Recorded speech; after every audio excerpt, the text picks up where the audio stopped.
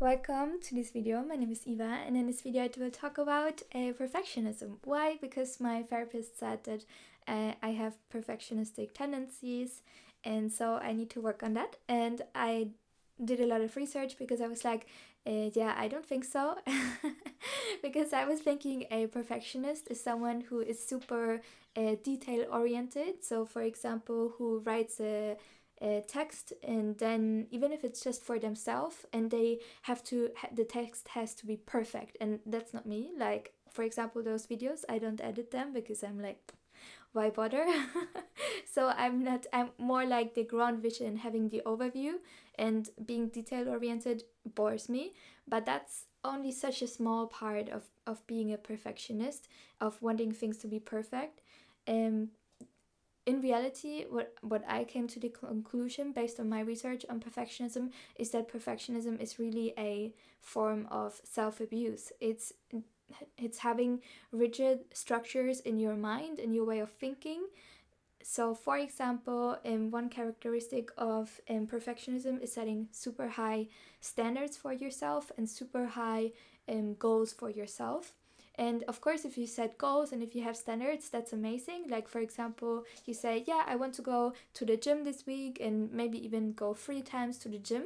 That's a healthy standard for yourself that shows that you have self-respect, you care about your body, if you have obviously the means and time to do so. Or if you have the goal, okay, I want to, who knows, I want to get a raise in work, or I want to increase my income, or whatever it is. Setting standards for yourself is great, and having goals great. But what happens if you have those too rigid and too high? It can actually damage yourself. Because, for example, if you say, I need to go every week to the gym like 6 times, that's a very rigid standard. Or if you, and that was the case for me, if you have goals that are unrealistic, but you really really work super hard to reach those goals, and you are frustrated because you cannot reach those goals, it can lead to a lot of self-hate in a way. So, for example, for me, the goal to have an successful like company already in a short amount of period of time was a really high goal that was unachievable for me based on kind of the experience that I had so far.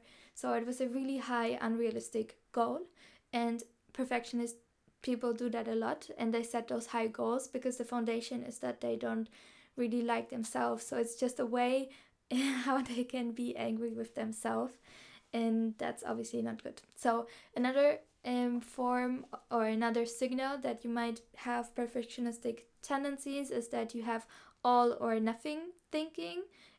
So, for example, you are never satisfied with yourself. So, for example, you say, I need to achieve this goal, and perfectionistic people have the tendency to say, if I don't achieve this goal, no matter how much I worked and no matter how much I worked on that, if I don't achieve that goal, I'm not happy with myself.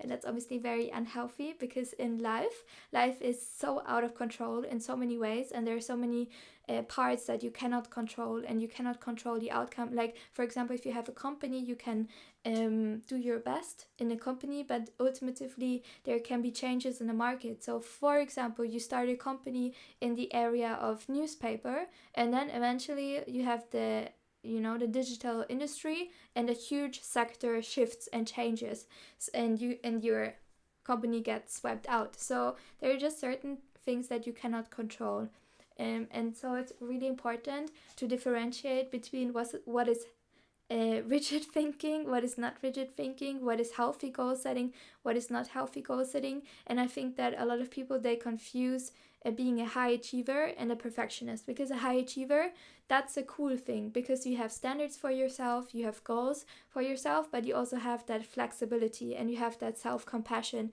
which is key to say, okay, I will do my best to reach the goal, but if I cannot manage to reach the goal because of whatever reason, because I need to heal from trauma, for example, which is a super valid reason, then that's valid and that's okay, and I give my best, and that's enough. So that's super, super important. Because what happens if you have those perfectionistic tendencies, it would just lead to unsatisfaction in your life. It will lead to self-hate and not being satisfied with yourself and resentment toward yourself because you set those high standards that you cannot fulfill, and then you don't fulfill them, obviously, because they're too high, and then you're angry with yourself. So really important to learn how to increase your self-compassion so that you can allow yourself to set lower goals and to be okay with just doing the steps that you do. So that's important. Another marker of being a perfectionist is that you only focus on the results.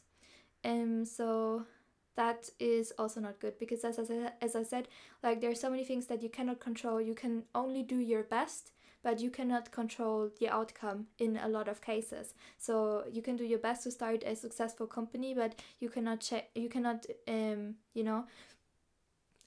have, how do you say, you cannot control the dynamics that happen. If, for example, there's a war in a certain area, how it will influence your business, no? So it's really important to always focus on what are you doing, and if you're doing the best that you can, then that's enough. Even if your company goes downhill, or your relationship, whatever it is, goes downhill, you doing your enough is really enough. Because if you don't meet your goals, and if you only focus on those goals, it can really push you into depression. The same if you what some perfectionistic people do, they identify themselves over their work, over their achievement.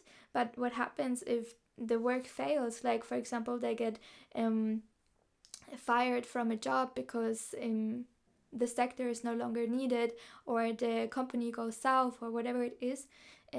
For perfectionistic people, it can be a really, really hard blow, because usually they have that identification towards work and their self. So it's really important to separate those two things.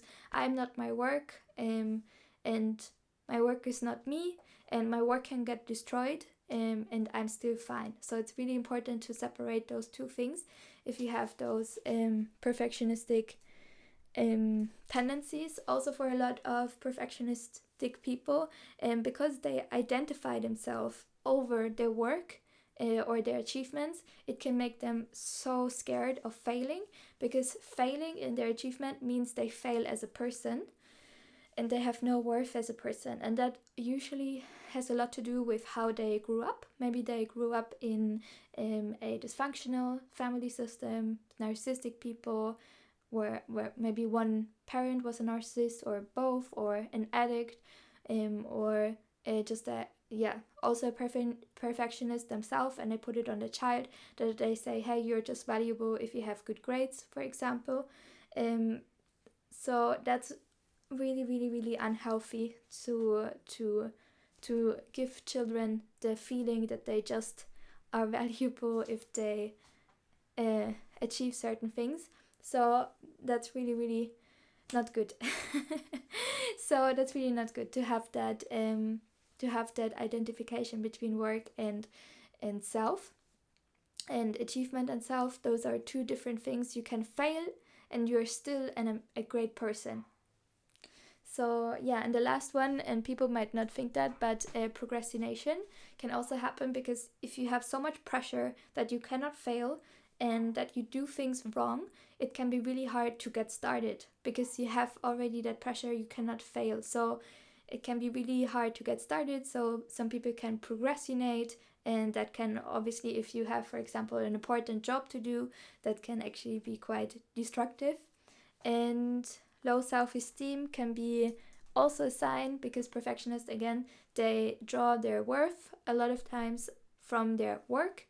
And if they make a mistake at work, it can really directly reflect on their self-esteem. So perfectionistic people, they often try also to overcompensate for their low self-esteem with achievement, and that's also not healthy. So how can we overcome perfectionism?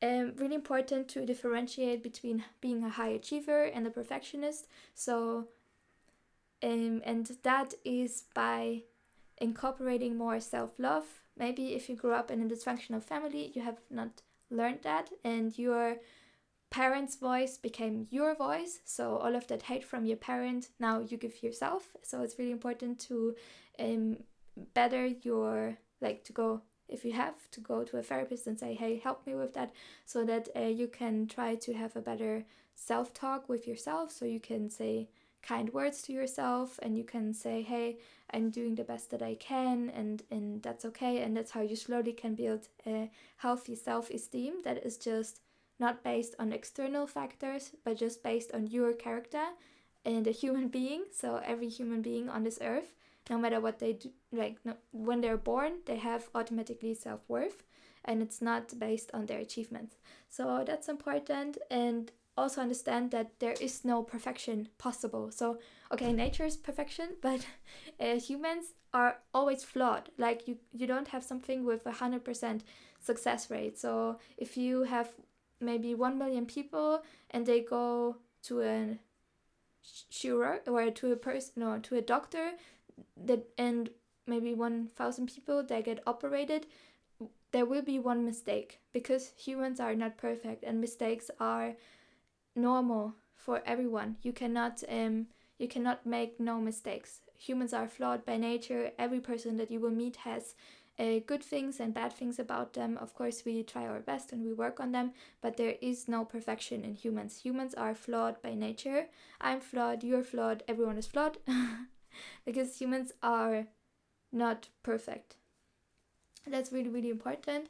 And also to, if you can do that in maybe a therapeutic process, but to use affirmations, like, for example, no one is perfect, good, no, done is better than perfect. So just that helps against procrastination, to just get started, against fear of failure, to say it's okay to make mistakes, and making a mistake does not impact my self-worth. So to separate those two things. And yeah, so that is important. So that helped me. I think it's obviously it's a much more complicated process if you grew up in a dysfunctional family and you identify yourself over your achievements, and you got unconditional love. No, you got conditional love instead of unconditional love. Like, it's a much harder process, but hopefully those small steps can help you. If you feel the need that you need more, then definitely consult a therapist or an expert who can help you with that. But yeah, so that really helped me, and I really hope that it will help you too. And yeah, I think together we can overcome that perfectionistic tendencies, and we can create more compassion towards ourselves, and then we can go into the healthy area of just being a high achiever and being proud of our accomplishments, but not make them our personality in a way. So thank you so much for watching. I hope you have a beautiful day, and see you in my next video. And check out the description box or my website or whatever it is for just information. See you.